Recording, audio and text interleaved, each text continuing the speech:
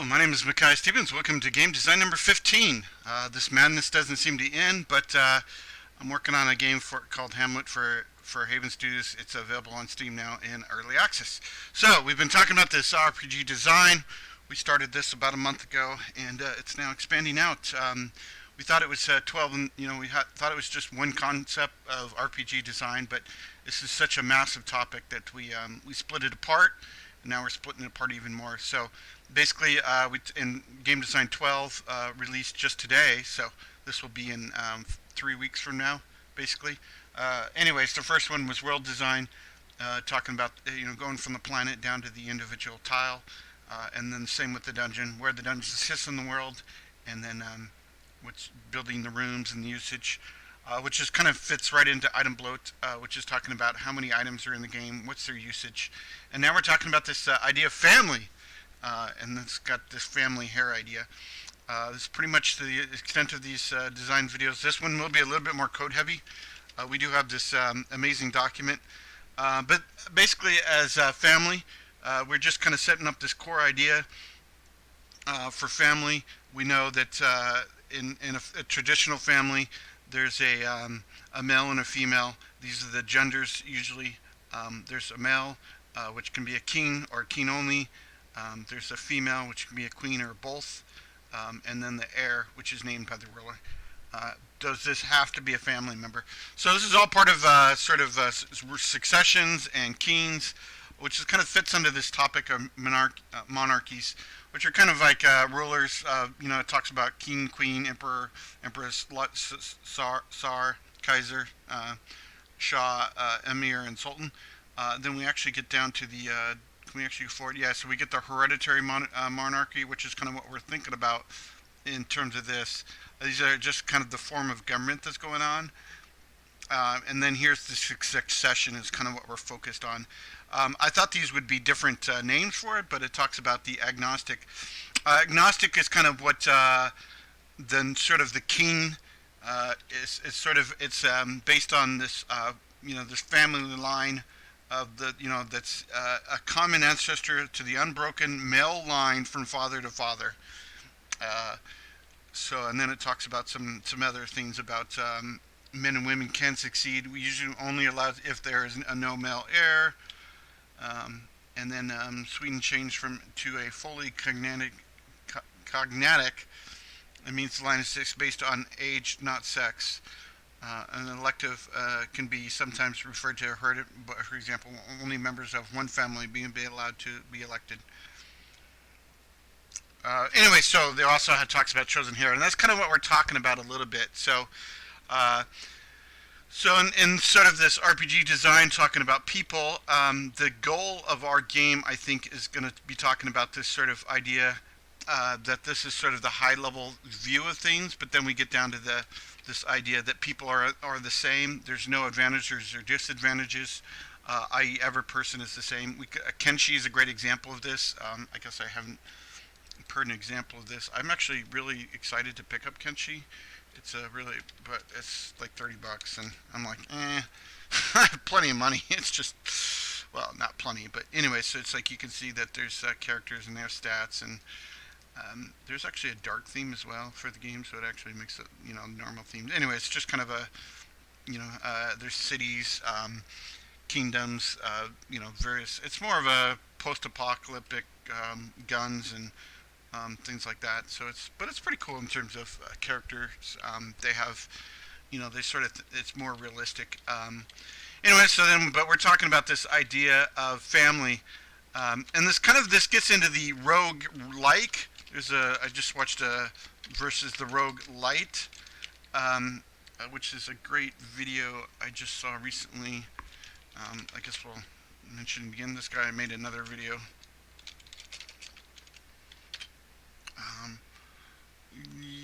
Yes. Anyways, there's a whole topic of this. Yeah.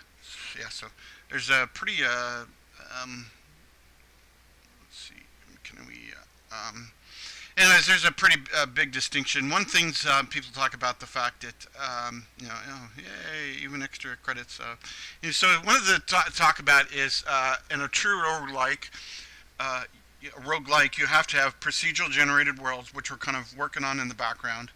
Um, we're kind of looking at the overworld, what that procedure is, but it's going to be partly procedural generated. And then you have permadeath. Um, and that's sort of like, they also, this video I'm thinking about, I'm not here, let me see if it's this video right here. Might be. It's tough to say. Anyways, one of the things, yeah, I don't think this is the video. Yeah.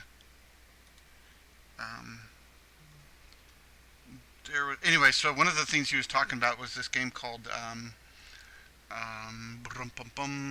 Slay the Spire. Oh, come on. Slay the Spire. In this game, I saw it. Oh, slay the... anyway, so you play this character that sort of, you start with a deck of cards, you play a character that goes through, beats the game, and he's like, well, that's a roguelike, because there's, it's procedural, the dungeon's kind of procedurally generated. It's semi-procedurally generated, you get, there are certain bosses and certain acts, and he was like, well, there's no progression in the game. Well, that's sort of not true in the sense of the word that you unlock, relics, you unlock cards and various other items. And so that's kind of what we're talking about, this idea of this roguelike. We are building this, kind of the main definition of what we're building is this roguelike game where you kind of move around in the character, which will have a new demo for that, hopefully this next Monday, or 2 weeks ago. Anyways, and then versus this idea of roguelite. Roguelites are the idea of the character has permadeath, because when you die, you're dead, and so you're mourned. But then there's like, well, how do you progress? And that's kind of this idea. This family is going to be part of this progression that we're thinking about doing. Is that sort of when you die, you're dead, you're mourned, and if you have a family, they can take over. So there's also this idea of the game can have a curveball where the wealth is absorbed by the state or the ruler. So depending on how the game goes, normally the state will not take possession unless something horrible happens, i.e. you plot against the ruler. So there's a lot of choices about the game. We're trying to have is that there is massive choice in the game. You can do sort of what you want, how you want to do it. We'll actually kind of showcase maybe the first sort of bad guy we're talking about in the game. And how that's going to play out for you. So anyways, we have this ruler is kind of what we're thinking about in this terms of this monarchy. There's a ruler. We're just calling him a ruler because it's sort of it's going to be arbitrary. Then you have a local ruler. So this is kind of like the kingdom ruler. Then you have like the vassals, and then you have city rulers, and then you have this individual household. And you're kind of will start. What do you start in the game? So you can be a household ruler or a member of the Haven household. It's like you can join a household or you can be a part of that rulership. And then we're talking about the government a little bit again. Here's some laws. You have to obey the laws. You can break the law, even rebel against the law, but you can change the laws if you have enough support. So that's kind of where we'd like to go. So you pass on your wealth when you die. And your items to the next game. So if you die in a dungeon, sort of rescue operation, chance of thieving, guards, morality, there's a lot of things that we're talking about here. You drop all your items unless destroyed, see durability, very limited, destruction. We talked about that in the item bloat, which is kind of like we are sort of getting into that item bloat, but we're sort of thinking about items that they are, the items that we do have are going to be realistic items, hopefully. And then it talks about this idea that enemies can loot, but they can only carry so much, so they're going to pick up the valuable stuff. So they'll retrieve, the guards also will retrieve bodies and items and return the households. Here's Micaiah died. Here's all his gear to the shield maidens, which is our. So King Micaiah in the game can die. So that's definitely So. Oh yeah. Yeah. So here's maybe it's a little spoiler here, but enemy starting person can die and then can be eliminated, but that in the trouble. So Bob the Winsome, as we're calling him, in this example can die, but passes his gear on to Mary Winsome. And boy is she pissed. Did you kill Bob legally and justifiably? And then Bob is bad but not evil. You have to abide. Can you talk another person into taking the fall? Take care of the take care of their family. Sort of give some ideas of how you can get around this idea of the gameplay. So that's kind of, and then it's sort of this based on this family idea, how you fit into the world, sort of kind of a La Dwarf Fortress, where it's like you have a household that you sort of 7 people, the adventure squad that you start out, and then you eventually build into a city. You can actually become the local ruler, and Quill actually became the one of his dwarfs became the king of the dwarves. So that's kind of the idea here. And then that sort of would fulfill this sort of roguelite, where it's like you're going to be able to die in the game. Um, it's going to be difficult, I think, sort of, and to balance that out, we'll still have to see how that goes. We're just, I think that's the biggest thing. We're just trying to build a lot of tech, a lot of ideas, and then we'll see where it goes from there. And anyway, so this is kind of this idea of the Heir, and this is kind of where the code sort of comes in. We have to sort of put this in code. So the main focus of our game right now is each person is a scriptable object. Basically, they have this name, which is their full name, which is their first and last name. We're actually trying to work again with their last names a little bit more. We're trying to get this idea that someone has a list of last names, and then it's sort of like, and then I also have a gender. And then it's like, here's the sort of ability to, then we assign them. This is kind of, we create a whole bunch of scriptable objects in the game, and then are they assigned?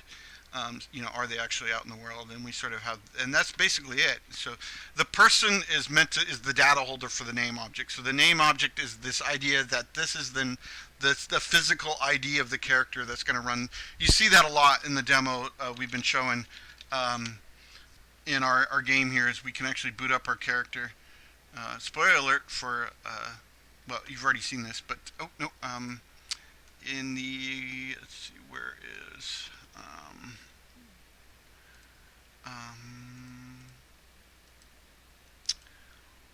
but anyway, so there's we create a character, I think it's under just Hamlet, oh yeah, Hamlet version 3. So we'll just create a character. I guess we'll have shown this 3 weeks ago, so if this doesn't explode, I'll be happy. Oh, it might. Yeah, I think it's going to explode. Anyway, so we just create a character, and this runs the entire character. It gives them their name as, Bob Wool and Kevin, Bob Winsome. Winsome is sort of like his title. We're thinking a little bit about, but the thing we sort of accomplished this is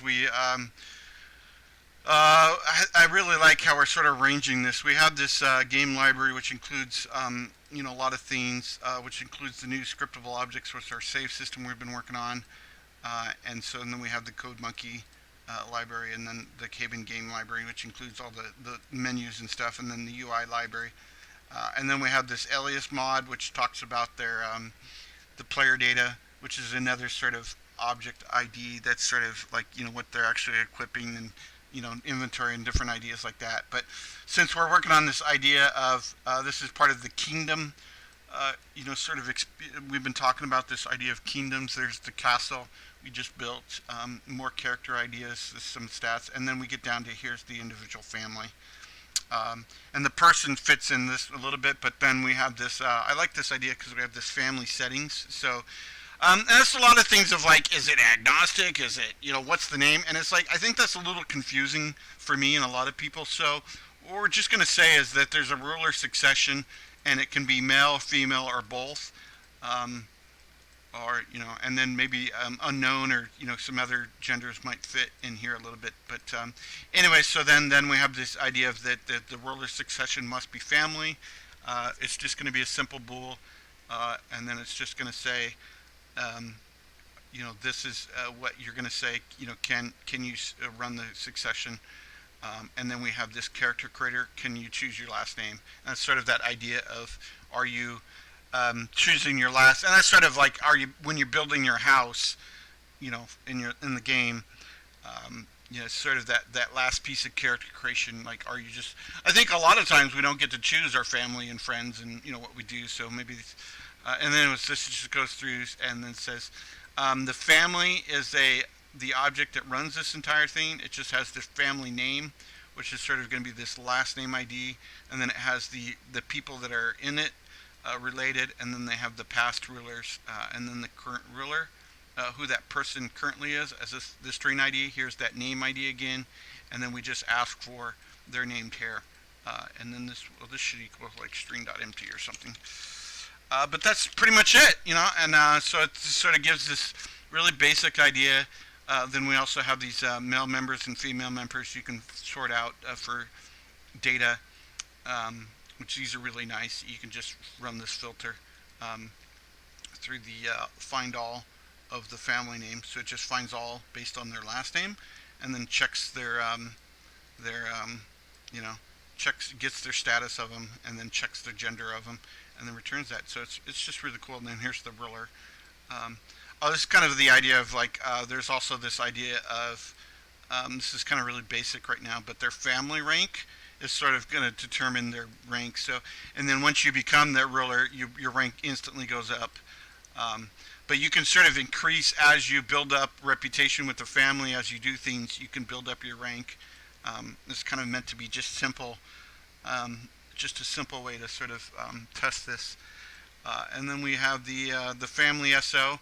This is actually sort of like the person data. We didn't want to link in the family. We've had a lot of trouble with this of linking in the family data here, which is just going to be a piece of object that's also sits on. That's kind of where we're going with now. Is like we have these pieces of the object that says, without the family lines in the game, we don't need to have all this data. So then we just have these, the mother, the father, and the family, and then that's it.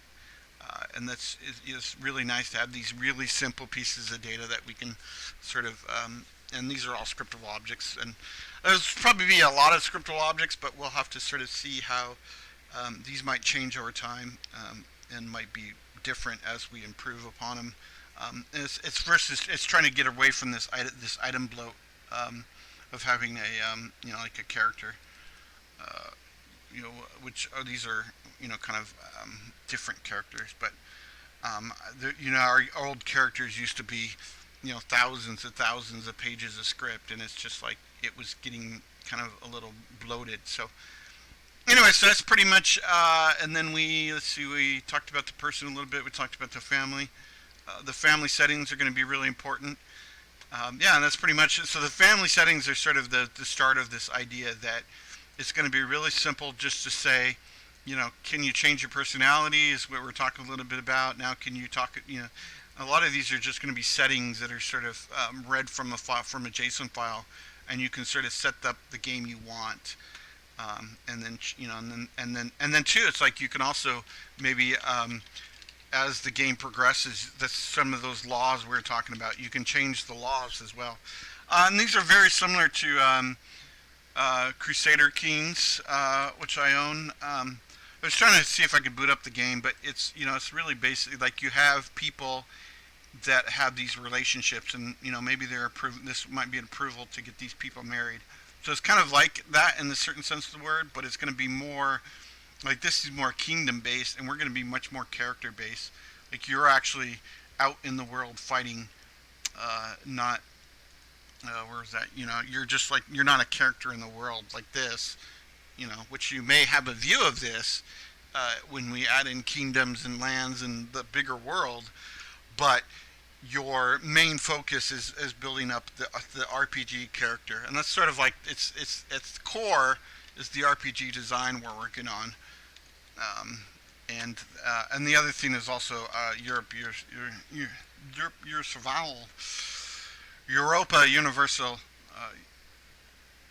Anyway, so this game is also very similar to that, where it's like you have successions, and you actually can choose what sort of succession and change, and then based on the kingdom you start in. So we'll probably not be so kingdom focused. I know a lot of us talking about kingdoms, but we probably won't be as kingdom focused right now, but we're just talking about the idea of this family rulership of, and this is kind of abstracted out to be, these are the choices you have, these are where you can go, and then it sort of says, and then you can name your Heir, and then it's kind of talking a little bit about their idea that this sort of Kenshi is kind of a great example of these people, and including the main bad guy. We're sort of spoiling a little bit here, but we've been talking about this idea that this person is going to start out and they can die, but then is that going to be, that's not going to end the game. It's going to have a lot more, um, you know, a lot more things. Maybe it's going to be far worse for you, so you're going to have to um, so and then a lot of these is there's other kings and guards and people out there that are not and you can build up to that point where it's like you can start out as this household ruler or even a member, as well. It just because you can start out like that doesn't mean you will. That you could start out as a member of the household and then build up to the household ruler, and then build up the city. And these are going to be like pillars. Just because someone's a member of a household doesn't mean they can't be a ruler. They could just be the member of the king, but you're way down here, and then you build up, sort of, and then too, maybe it's like if you're the household ruler, then you can maybe sort of step into the king role as well. So it's not just, and that's kind of where we start in the game. And then and then there's sort of laws, and then too, it's like you don't have to obey the laws. I mean, you could do whatever. This sort of you can do. It's going to be pretty basic right now. That you're going to have to sort of stick with the game rules. But as the game gets larger, you can only walk around so much. You can only interact with people so much. You can only talk to people so much. But as the game gets bigger, it's this idea. That's kind of why this fits in the design, because this is 3 weeks out from now, so we'll have to see if we can get all the data files worked out. Is kind of what we're working on now, and then once we get all that worked out, then we can start working on some of these interactions and try to think about these things as the most the core, like how to add in. That's sort of like the personality, is how to add in the core functionality of the game based on the personality. Which I don't remember if we talked about that, but this sort of is this idea that you have this really basic core idea that you have a rescue target. These are sort of the general, like basically give the game subjects that you can work with that are really basic, and then expand. And you don't have to stick with these things. You don't have to. Well, I mean, you do kind of have to choose your gender. The unknown gender is sort of kind of up in the air. You're probably, it's like, I think there's a lot of like unknown things in the game, and I think it's just, figuring out, you yourself probably know what gender you are or what you want to identify as, but then, you have to let the game know that eventually. And then so maybe, and then if you're not identifying, then it's like, well, you can't, if you're not male or female, then you can't be a ruler. So it's like you have to sort of pick where you want to go, and then and then there's also the ambition. What do you want to do in the game? Are you revenging for Bob for something he did? And it's all just really really basic. And then it's just but then it's like you can go from there, and that's kind of what we're trying to define as the aspects of the game. So anyways, this should be pretty awesome. It's my name's Micaiah for game design number 15. Working on this game for Hamlet. It's pretty. I'm not sure what's the next game design. There are one of the game designs we've been talking about. Not to promise anything because these never worked out very well. I've been talking about this idea of a game design versus a game player. Like as a designer, like I know how the game is. I've already, and as unfortunately as you're watching these, you now know one of the first hooks that we're going to add into the game that we're talking about is this idea of the main bad guy, and then whether or not you can take him out right away. Is sort of like this idea of and a lot of people have been talking about these design flaws in games, and that's kind of what we're trying to put together as this really intensive RPG. But anyways, it's going to be part of this simple. This is going to be the character, and he's going to be pretty simple. But then as it expands, we've already gone pretty much way beyond. That's kind of why there's a lot of RTS aspects to this game, is because it's not just meant to be a single player RPG experience. That there's going to have a lot more family dynamics, As you start taking over more of the household, you can actually do more. Anyway, so leave a comment. Let me know what you think. I just hopefully in the next couple of months, I think I'm going to try to improve my. One of the things we're talking about is improving my audio quality because I know a lot of people are getting interested in the game side and the development side, but they're kind of held back because of the poor audio. Anyway, so thanks very much. I will see everybody next time, and you take care. Have a good one.